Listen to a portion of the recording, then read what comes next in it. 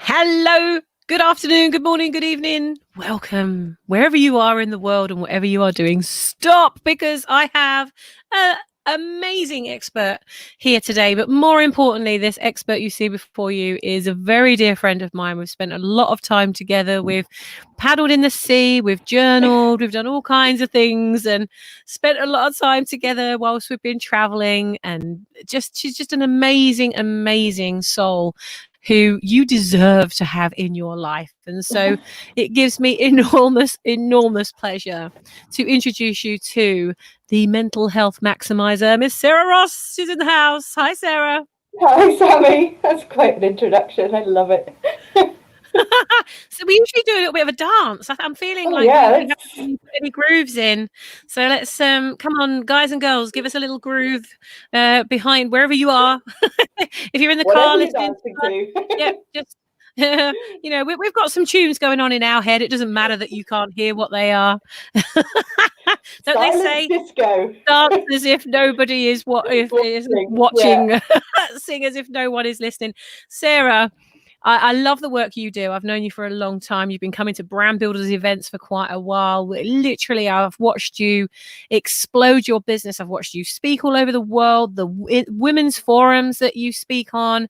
You really have put that rocket fuel into what you're doing. So please share with me what you're up to now, because it's been at least a month since I've caught up with you. So what are you up to now? What is it that you care about so much about what you do? And let's see if we can guess what Sarah does by her sharing with us what she loves most about what she's doing. For me, and for any coach out there, there's always that moment when you're working with somebody that you know something has changed.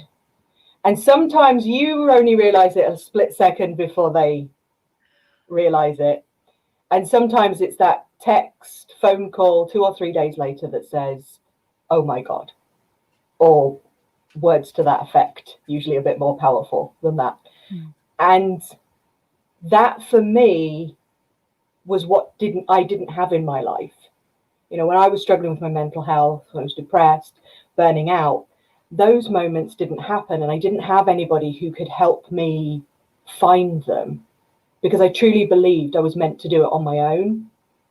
Okay. And so my journey has been healing for myself, but also learning how to bring those points out of people. And they may have been to different coaches and they've done healing. And, you know, there's probably a lot of people listening to this day, you know, we're coaches, we're authors, we're experts, but we're not very good at doing what we put out into the world. We don't listen to our own advice. We don't always walk that talk. And that for me is the biggest thing in helping people to maximize their mental health is, yeah, I've been there. I've been at rock bottom. I know that it looks like a very steep climb back out, but actually the steps are not that cliff face, that impossible climb. They are a staircase, a ladder, and there are people there waiting to hold it for you. Yeah. If you just know how to ask, and if you're brave enough to ask. That's one of the key things, isn't it? Fiona Dilston delivered an amazing session. Well, she delivered 2 amazing sessions now, but her first session, she's doing a series on Brand Builders TV. And the first session she did on what are you saying yes to and what are you saying no to? And actually listening to her speaking had quite a few profound moments, because she was saying when you say yes to something, or yes to someone, what you're doing is saying no to yourself for everything you say yes to. So what would you say is the way that our listeners and our viewers that are used to saying yes, that don't like saying no to people, what would you say has been a significant part of your story that you can share with us to say, look, when you keep saying yes, actually it's not serving you all the time. Yes, people might like you, but liking you doesn't put food on the table, it doesn't pay your bills. Exactly. Yeah. Everybody else moves forward, don't they, while you move backwards in the queue. So tell us a little bit about your burnout story, because you literally have had to start all over again. And I mean, that must be pretty hard, going from one life to another. I totally can speak from experience, and maybe those of you listening in can vouch for that as well. So Sarah, tell us about your story, and like, give us some good reasons to start saying no to things. Well, I would say to the audience, do you have a reason to breathe? Now, I didn't, we all subconsciously breathe. Our bodies will keep us alive. They will continue to breathe for us.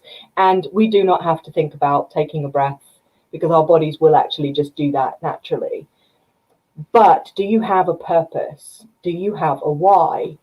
Now, I'll quite honestly say I watched Simon Sinek's TED Talk. I've watched it a number of times, and start with why. I was pretty much no. Why would you start with why? You need how, what, when, who? Why would you start with why? What's the point of that? Didn't connect with that at all, and yet the world was raving about it. I was at the time leading that Instagram life, as we would now call it. Every single photo was a business class lounge, a glass of champagne in my hand, different hotels, lovely views, different places. But I was not living according to my values, and I was letting everybody else's priorities take priority over mine. And I actually became the smallest part of my life. I didn't look after myself. I didn't factor myself into any decisions. It was always, my boss needs that report. Well, the report gets done. But I had plans with friends. Well, they will just have to wait until the report gets done because my boss asked me to do it. And that was, I think, the biggest part of it, that as I started to burn out, the only part of my life I didn't have control over was my job, because my boss was telling me what to do. And because I felt so much like a failure, that I shouldn't be making decisions about myself or, anything like that, was actually, you know what, my boss can make them all. If she says fly here, fly there, excellent. I don't have to make any decisions. I just do it. But the decisions I wasn't making for myself around my health, my relationships, were exactly what you mentioned there. I was saying yes to anything and everything else, but I was not listening to my own body, which was screaming signs at me that it was time to stop.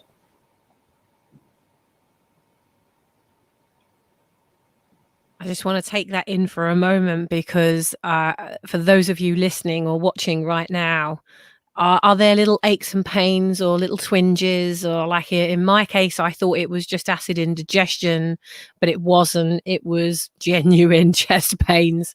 And you kind of brush them off and go, oh, I've got this to do. I haven't got time to have a fucking heart attack, for God's sake. How long do I have to be in this doctor's room? You're keeping me away from doing this, this, and this, right? And we get caught up in this busyness.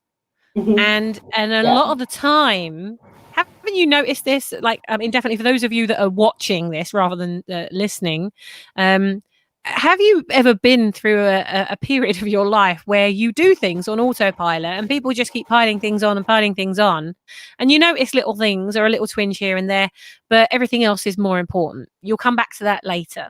You'll go and have it seen to another time because you've put something else as a priority. You've said yes to that other thing and no to yourself. I think it's just such a prominent thing that this is a massive issue, isn't it? This isn't just you've done it and I've done it. Actually, I would say probably 85% of the people that I've interviewed on the Confessions of a Global Changemaker show, we're on about 160 shows now. I would say a massive, massive percentage of them, if you listen back to them, every single one of them have gone through a burnout. Every single one of them have gone through a burnout. And there's a few that have gone through clinical burnouts where it's taken nearly 15 years for them to get over it. And I don't think we give our bodies enough credibility, do we, for what they actually go through. And we think, oh, we should be bounced back by now. Or why am I feeling like this? Yeah, or we assume that a week's vacation or 2 weeks vacation in the sun will reset 6-7 months of not looking after ourselves. And I know, as I was going through that burnout, whenever vacation started, I got a cold. Yep. I used to have I, that all the time. I still have a pile of books that I was supposed to read on vacation. You find someone gives you a book, you buy it, you see it, and you go, oh, can't wait for holiday, I'm going to read that book. And you are so exhausted, and something else comes up, or you get that cold and you haven't got the headspace to read a book. But everything else takes precedent over what you were supposed to do on vacation. And for those, locked into the sort of corporate world, whether you actually get a vacation or not, because you won't switch your phone off for fear of not being involved in the project or missing out on a meeting. I'm looking at you. Those of you watching the show, I'm pointing my finger at you. Is there any part of that sneaking in? Anybody listening to this call, when was the last time you actually switched off and gave yourself at least 2 days, because you're supposed to have that every week, but when was the last time you actually took real time off and didn't just, sit on your phone, or I'll just is the first step to burn out.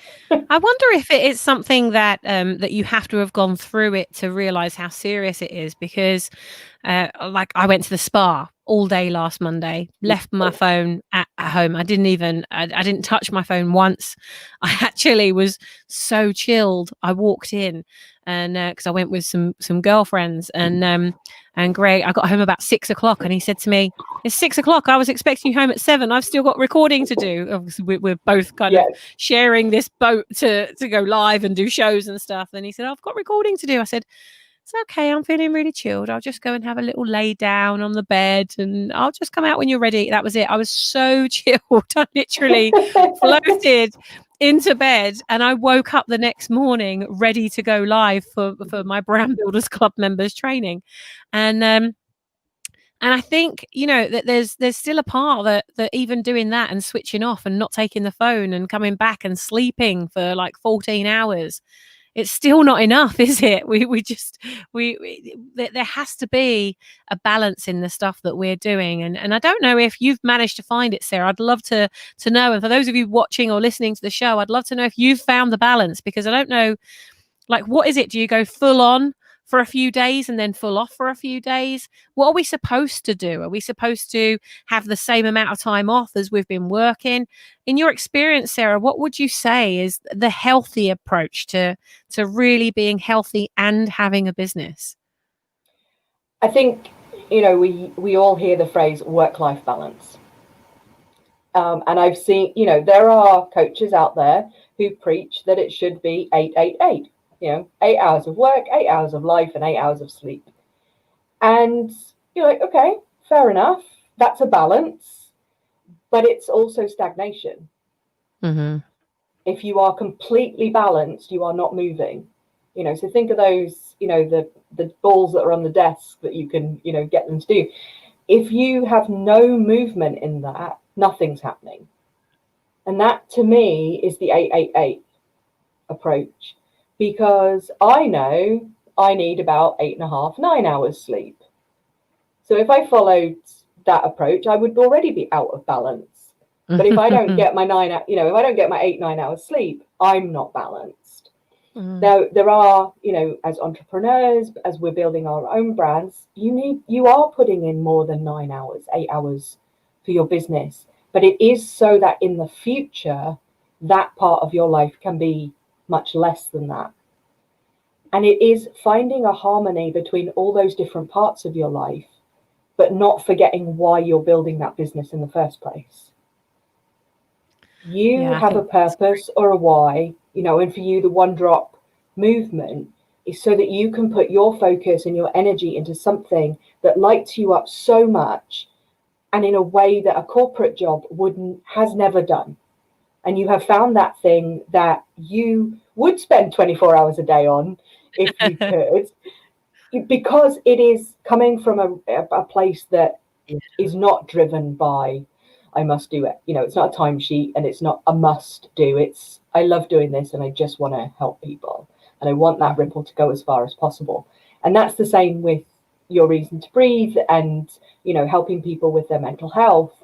You know, whether it's burnout, depression, anxiety, is actually allowing them to find that place and build a life around it, rather than building a business that one day you will see the benefits from. You know, whether it's money, time, family, and everything.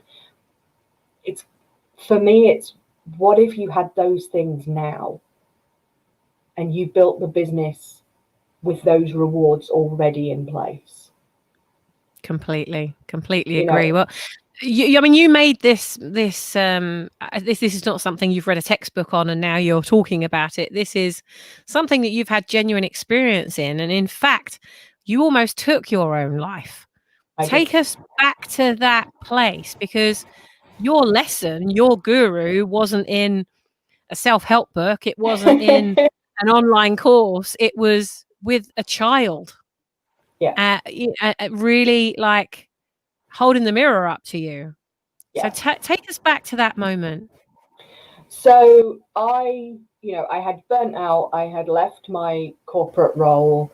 It was just after my 37th birthday, and I had been burnt out, or burning out, for a good sort of 2-3 years at this point. Now, I'd also had a relationship breakdown. My health had deteriorated, and you just kind of like, you know what is the point, you know? And I decided that just after my 37th birthday, it was like, what is the point of having my 38th? And I would not be around to see it. Wow. And, you know, it was not a case of it's Tuesday, come Friday, I'm done. It was like, no, there are people that I want to see. I want to say my goodbyes. Not that anybody knew that's where my headspace was, but there were still things that I wanted to do. There were still things that I wanted to see, places I wanted to go. And I had, you know, I had taken a severance package to leave my job and say, you know what, for the next 6 months, and that's roughly how long it was, I am going to do all those things that I believe will get me to that place, and I will then just leave. And because I was so fearful of other people finding out what I was thinking, I was still booking myself on personal development courses. I flew to LA to learn how to be a speaker, knowing that 6 months later I would not be going on a stage. I hired a website company to build a website that would never see the light of day because I was not going to need to launch it. I hired a coach to work through how to write the copy because I was so scared that if somebody found out what I was thinking, they would be disappointed in me. They would try and talk me out of it. And I just did not have capacity to deal with that, because my days were literally full of, I'm not good enough. I lost my job. I'm not lovable. You know, after my relationship was broken down, my health is bad, and I am in constant pain because I'm having migraines 25 days a month. And I'm not allowed painkillers because I've taken so many of them as these migraines have got worse that actually a painkiller gives me a headache. So, you know, all of these things firing off was like, I am truly done.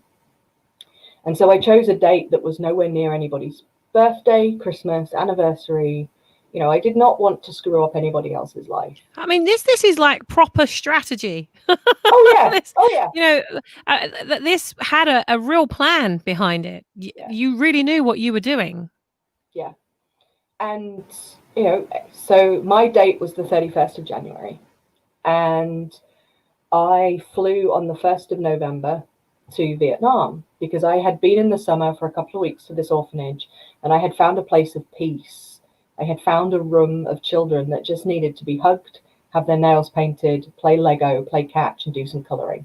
Now, I may have been, in my eyes, a corporate failure at that point because I had lost my job.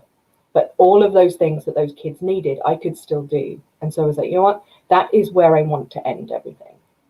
And so I had everything ready to go. And every weekend, every week was something that was going to be the last. That was the last time I was going to be on an aeroplane. That was the last time I was going to land in an aeroplane. It was the last time I was going to have to do baggage reclaim or visas or, go to a certain market and things like this. And in the run up to Christmas, I decided that if it was going to be my last Christmas, I was going to be Santa Claus. In a country that doesn't celebrate Christmas, the children don't know who Santa Claus is, but for some reason decided that this was how I was supposed to spend it. And I was going to give these children a day of fun and laughter and everything silly with presents for 180 children. And, I'm 5'10", and I hadn't been able to buy shorts and a t-shirt in the local markets because I'm just too tall. And I found a whole Santa suit that fitted me as if it had been made for me. It sounds like it had. Everything was in too much alignment. It just wow. So I found it on Christmas Street, which only exists for like 4 weeks of the year in Vietnam, where you can get everything Christmassy. I found the suit. We got, all the sweets, chocolates, and everything ready to go. And so I, arrive at the orphanage on the back of a moped, dressed as Father Christmas with a sack full of toys. And I spend the whole day having my beard pulled, giving kids hugs and everything. And I smiled for most of that day. Now, I don't think I had not been a particularly nice person to be around for those 2 months leading up to that. I had been isolating even more than I had done previously because I just did not want somebody to guess that I was struggling so much. And it comes to the end of Christmas Day, and they said to us that one of the little girls was actually dying. She would not make it through the night. And so if we wanted to say our goodbyes, then we should head down to room 1 and do it before we left for the day. Now, up to that point, I had never been in room 1. I had never met that little girl. And yet something told me I was supposed to go and say goodbye, and I'm still dressed as Father Christmas. And I walk into this room, and there's a metal crib that she's sharing with like 4 or 5 other children. And I leant over, and she put her hand in my beard. And I watched her breathe. And we breathed together for a couple of minutes. And it was in that moment that you realize that somebody, or she, is fighting for every single breath, and she's got a couple of hours left. And she does not want to quit. And even in her own country, and definitely by our standards, she had nothing to live for. She was deathly ill. She had been abandoned by her parents because she was disabled. She would never have been educated, and she had never seen outside that room. And yet she still fought for every single breath. And it was the kick up the pants that I needed. It was the, blew a fuse in my head, whatever it was. But she showed me that I had a reason to breathe. If nothing else, that I had been given all these opportunities, and maybe there was something else I was supposed to do with my life. And I left that room, I took a deep breath for the first time in that room with her. I probably stayed with her for maybe 10 minutes and then went home. She passed in the night. I never saw her again. I shared, maybe 10 minutes with her, but she gave me a reason to breathe in those 10 minutes. And the next 6 months after that would show me that there was a reason to breathe, and it was for other people. So I had to want to live before I could help anybody else.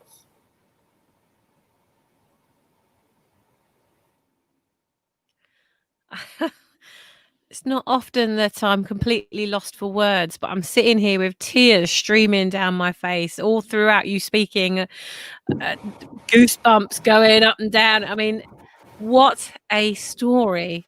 I think that deserves a fucker doodle do, because that was just like, wow.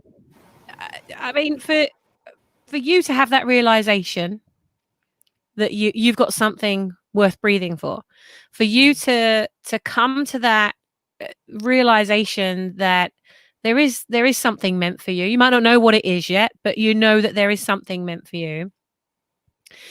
It must have been like starting again. It's like you've got this new life handed to you. I mean, what was the hardest part about starting all over again?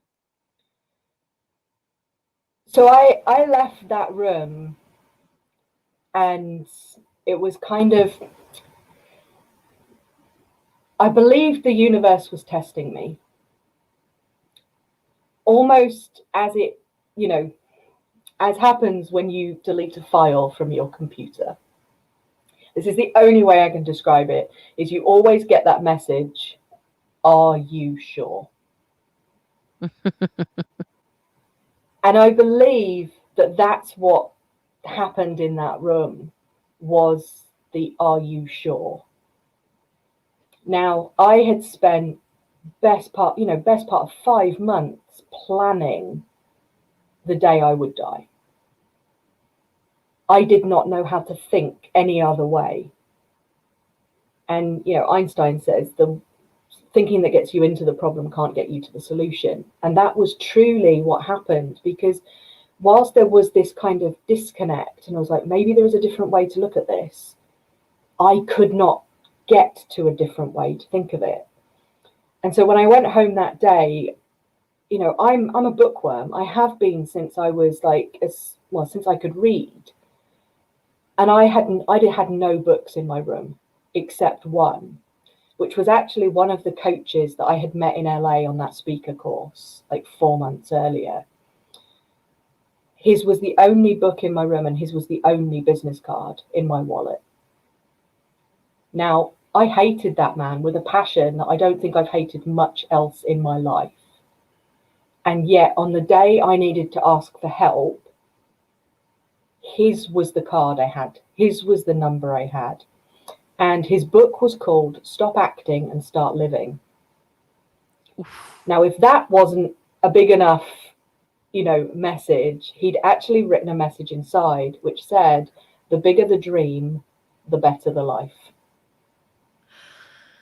Okay, now I have got goosebumps all over me. I'm sure I'm not the only person who's going through this. Joe Squires, hi, hello, welcome to the show.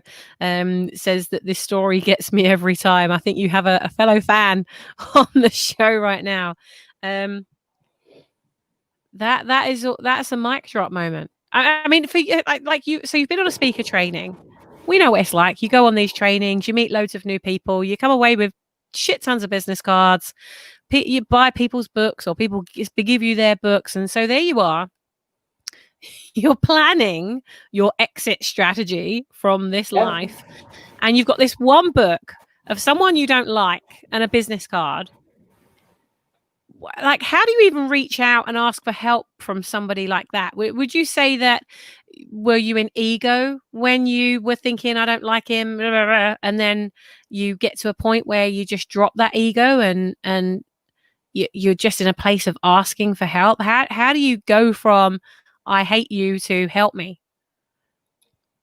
So I don't think in all the time I spent in the corporate world, I was ever really around people who were intuitive, and people who, there was no woo in the corporate worlds that I was in. It was all strategy and process and everything like that. And he was the first person I ever came across where I felt he was reading my mind. He had said to me at one point during the training session, you're this strong because you've been holding, the whole thing like being strong for too long. And I freaked at that comment because I believed he could read my mind. So is that why you hated him? Because you and felt I like hated him because not only that he could read my mind, but maybe he wasn't that special and everybody could read my mind. Right. And so he put the fear of God in me that maybe I wasn't particularly good at hiding my plan, and everybody could see I was struggling and all this. And so he frightened me so much that I did not want to be around him. But he had said to me, as we'd kind of finished the session, I can make your dreams of being a speaker come true. You know, you need to come and work with me and work in my classes and everything. So, okay, you know, and I was just like, hell no. Like the 20 minutes on stage with you just then, that was enough for me. I knew I didn't like him. He then made me sit next to him at lunch. So he knew there was something going on, but he never knew the full extent of why I was going to Vietnam and everything like that. And I think this was another one of those are you sure moments. If the only person whose number I've got is somebody that I actually don't care whether they say yes or no, if he says yes, he'll help me, then I have a different path that I can choose. If he says no, then he's the person that I thought he was, that I hated and all this. He's just proving it. And I still have a plan that I can go ahead with. And maybe this is my are you sure moment before you delete yourself. But I didn't tell him what was going on in my head. So I asked him I reminded him of who I was, and I asked him if he could help me become the best speaker I could be. But I never told him that at that point I was 5 weeks away from ending my life, because I didn't trust him. And this is what we talk to people about when we're talking about, if you are at that dark place, if you are burning out, you need to ask for help. You need to speak to somebody. Now, some of you will have people that are close to you for whom that is possible to have that conversation with. Some of you, it will need to be almost a complete stranger. And that's why, there are helplines and things out there where you can speak to somebody who doesn't know who you are, that you can say absolutely everything to, and you will get the help that you need, and then probably be able to have those conversations with your nearest and dearest. But it's about having that first conversation with somebody that's actually really, really important. And I'm going to keep speaking because I can see that Sammy needs a drink of water. I just swallowed the wrong way. I was thinking, I'm so engrossed in your conversation. My body has forgotten how to function anymore. Thank you. My darling husband has just brought me some water. Thank you, Greg. Sarah says, thank you,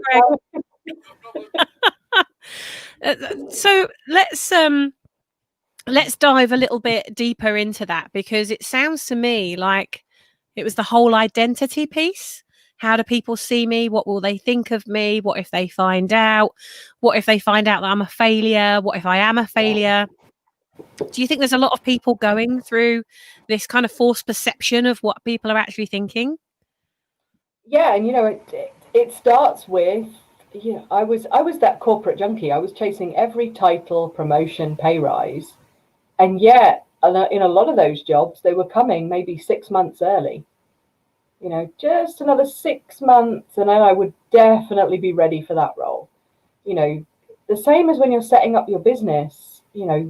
A couple of months, and then I'll be ready to launch, and suddenly you've got to launch in a couple of weeks, or an opportunity comes up that you just have to grab because it's amazing. But are you truly ready for it? Maybe not, but you have to grow into it incredibly quickly. And I think the biggest piece around that journey that I started with Bernie when I started coaching with him was around, it was all about me. He had me reconnect with things that made me happy. He made me, within, I think, the first couple of weeks, he actually asked me to write, "Who is Sarah?" And he said, "I want 4 pages of you writing, 'Who is Sarah?'" Well, even that scared me, like having to write something, because I forgot to ask the right questions. Are you going to see this? Is anybody going to read this? Can I destroy it once I've actually written it? And when I actually wrote it and said to him, "Are you going to read this?" thinking I had to submit my homework, he was like, no, it's just for you. And it's like, oh, okay. But because I had written it thinking someone might read it, it was kind of guarded. 95% of what I wrote was really negative crap. about myself. There was very little I liked about myself, or, thought I had achieved or anything. I was so negative in all areas of my life. But what that exercise then showed was I also didn't dream very big.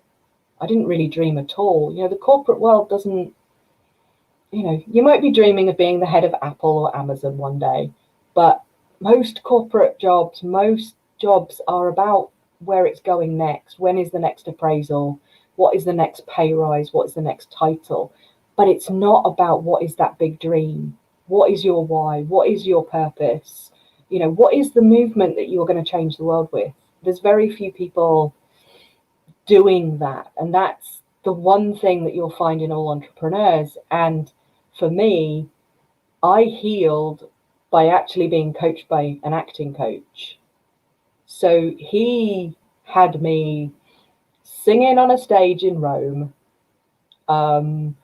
Let It Go from Frozen, for anyone who's interested, because the lyrics were just spot on for where I was in my journey at that point. I did stand-up comedy in London, based on 3 minutes on my own story. He was continually pushing me to think bigger, do different things, and to dream about something bigger than what I'd ever let myself dream before. But it would be, I think that's what helps, isn't it? Is having somebody who has that helicopter hat that literally they can see in you what you can't see. yeah. And it's so valuable having somebody with that perspective, isn't it? Yeah, and we ended up, I think, the fourth or fifth masterclass. I've been with him by this point in Miami, in London, in Rome, in all over the place, doing these classes because I found the healing journey that I needed. And the next masterclass is at a film festival on an Italian island. And we do class every day. We start with an hour and a half of dance. We finish, we go home, back to the hotel, dinner, change, and back on the red carpet at 8:45 for whichever movie premiere we are seeing that night. This was the girl who couldn't even put makeup on. Suddenly has to learn how to, in an hour, eat, get into her Spanx, do her hair, do her makeup, and look her red carpet ready, which was, I would be the one going, no, it's all right. I'll just go in the side door, round the back. Don't worry about me. Sitting amongst some of the biggest filmmakers and directors, not just in Europe, but, America's best, Oscar winners, listening to Andrea Bocelli do, a random concert on a beach. That was not the girl who was 6 months earlier in Vietnam painting people's toenails. I think you said yes to life, though, and that's the thing, isn't it? It's consciously, it's making a conscious decision to truly live. I mean, there's so many of us that just, we wake up because our bodies wake us up. They keep going, whether we like it or not, whether we want them to or not. Our heart keeps beating, fortunately, for those of us that are still here and healthy.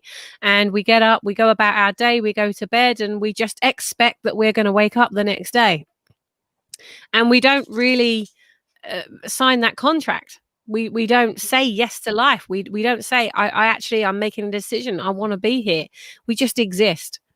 And yet you've made this conscious decision to live. And the life that followed that decision has probably taken you, it's taken you to all the corners of the earth. And you and I, we've played together in London and Florida. We just, I think saying yes to life and being conscious about the decisions you're making and being conscious about your identity and getting really good with who you are makes an enormous difference in your brand, doesn't it? I mean, you are now using what you've been through to support others to either avoid going through it, or if you can see that they're on that pathway, you've got strategies that help them to lift themselves out before they even get into that kind of stinking thinking that can take you down even further. So how do you really hope to support your audience then? What do you do, and how do you help them? Well, there's a two parts to what we do, and that is, the first one is getting people to a place where they are happy, smiling, and breathing deep. You know, where they are in a good place to be making decisions. You do not decide to quit your job. You do not decide to change your life or build a business from the heart of burnout. You know, I did not decide what the business was going to look like or what I was going to be doing in those first 6 months when I was still finding out what my story was and why I had it. It would take another 3 years before Your Reason to Breathe was born. It went through several iterations, all of which, you know, I'm extremely good at, but I wasn't passionate about any of them. You know, and if you don't have that and you're not feeling it, then your audience don't get it either. And that for me has been this push is I would love to just be working with burnout recovery and helping people, you know, put the fire back in their eyes, find that project and then build their life around what is their reason to breathe. But those conversations start a lot earlier. So this is helping people, coaching people who are unfortunately suffering to a better life, but it's also having those conversations with corporations, with businesses to say, how are you looking after people? Because burnout is a choice, and it's a choice of your culture. It's not the choice of the individual. It's the culture you've created in your business that says you expect people to work a 70, 80-hour week on when they were hired for a 40-hour contract.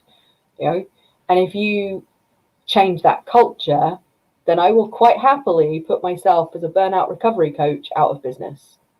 If there was nobody for me to coach in recovery because we had prevention done properly, then I would have done my job.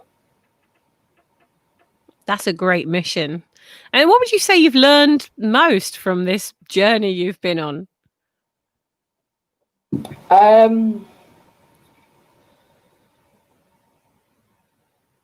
lot of the mental health issues that I came with were because I isolated. Oh, it's gone a little bit quiet. Guys and girls, can you hear it? Sarah, could you speak again? Can you hear me? It suddenly just died a little bit. Not quite sure why. Can everybody hear? Can you hear me? It might just be my end. You've gone quiet like a little mouse. Can you hear me? We can hear you, but it's very low. I can anyway. Joe, you're watching the show. If you could let us know it's gone quiet. Maybe what would happen if you took your earphones out? Can you hear me now? Like as in unplug them. Oh, good idea. Can you hear me? It's still very low. Maybe it is just me. Okay. Gonna turn it up. Bear with us while we do a virtual tap dance. Yeah. So, well, if you want to just speak up and hopefully it'll pick up again. Yeah, so, you know, most of the mental health things that I was going through were my thought patterns. They were not what everyone else saw. And I think, you know, I had isolated myself from everybody. You know, I wasn't feeling good. I was having these migraines. So I would pull back from invites socially. I wouldn't go out for dinner. I wouldn't meet people. And eventually people stop asking you because they know you're going to say no. And they don't want to feel embarrassed by asking and getting a no. And they don't want to embarrass you because they can see you, you know, it's not 100% no, but you really don't want to have to say yes. And unfortunately, you know, we've kind of had that again through COVID, where everybody has been isolated from probably the people they need most. And whilst we're fortunate, you know, StreamYard, Zoom, Facebook, we've still been able to connect. The physical distance that has come from isolation is making mental health and making, you know, there is now a need to help people through what has come from isolation and what that means. And people now living with fears that they have never had to comprehend before. You know, parents have never worried before that school is dangerous. Right. you've never worried about your workplace maybe not being clean or safe, or, you know, wanting to stay within your own four walls, because that you can control. And those different elements are what we now have to help the world heal from, not just the impact of, you know, this virus and the many changes that it has brought to life in general, but how people are dealing with what they have now learned about themselves. And the chatter may have changed from 6 months ago. Add on top of that financial stresses, or, you know, industries being wiped out. People are no longer in the same world as we had 6 months ago. But that's not to say it's a bad world that we now have going forward. And it's always trying to find that good thing. And that for me was from the very moment, you know, when that little girl put her hand in my beard. That still sounds very strange, even when I say it. Trying to see seeing the positive in that she was giving me a gift in those minutes, and that gift will last for me for the rest of my life, which, you know, will be for however long it's meant to be. And she had maybe done what she was supposed to do. That's exactly what I was thinking. I mean, you actually went down there to give her the gift. Yeah. I came away with so many gifts from volunteering and the lessons from those children that actually I came away with much more than I gave them. But for all of us, you know, you do not need to fly halfway around the world to learn the power of love and giving back, and how a ripple can actually start. You know, one teardrop in a puddle can have the same effect as a rock in the ocean. Indeed. You're talking my language. We're one dropping. We are one Sarah, dropping. my goodness me. Thank you so much for bringing your story and your vulnerability. And I mean, there's so many lessons in what you've shared with us during today's show. How would someone get hold of you if they want to have you speak on their stage, or they want to interview you, or they want to talk to you, or refer you to somebody who your story might have resonated with somebody on the call? What's the best way for them to contact you? Best way now is through Your Reason to Breathe. We have a Facebook page. You can direct message me from that page, so you don't have to put anything on the page. You know, you can actually reach out to me individually, and we can make the connection that way. Or Sarah Ross, and send me a friend request, and we can talk through that. Fantastic. Well, I'll make sure that your details go into the show notes. But there is, for those of you watching, there is Sarah's name on the screen there. So you can see it's just Sarah and then Ross. So ROSS. You can go and Google Sarah, and I'm sure you'll find her all over the place. Sarah, thank you so much for bringing your light to the show. You're a true change maker, and somebody that I immensely enjoy spending time with. And I cannot wait until we can be together and have a good squeeze again. Yes, do it all over again. Guys and girls, thank you so much for tuning into today's show. Do keep coming back. We've launched Brand Builders TV now, so come across to facebook.com/Brand Builders TV, and you'll see we're going live up to 4 times a day, bringing you Brand Builders Club members from all over the world who have the most amazing stories and amazing expertise.